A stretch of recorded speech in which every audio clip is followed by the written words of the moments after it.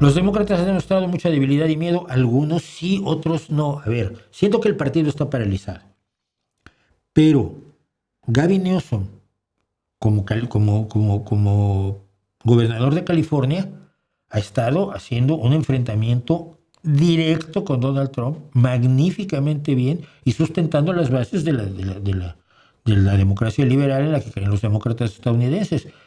Cory Booker, entre los diputados, es una fuerza importantísima junto a un blandengue como Schumer. Que hay que reconstituir el partido, sí, pero no es que todos los demócratas, como dices tú, tengan debilidad y miedo. No lo han mostrado. Y ayer, por cierto, después de esta barbarie de Minnesota, el gobernador Tim Walz, que fue candidato a la vicepresidencia con Kamala Harris, le pidió a la gente que salga a echar a ICE del estado. Entonces tienes ahí tres fuerzas demócratas muy importantes, porque Kamala Harris por lo visto decidió retirarse, y no creo que debiera hacerlo, por cierto, que están luchando. Entonces, no, al contrario, hay que apoyarlos a ellos, por raro que suene esto, ¿no?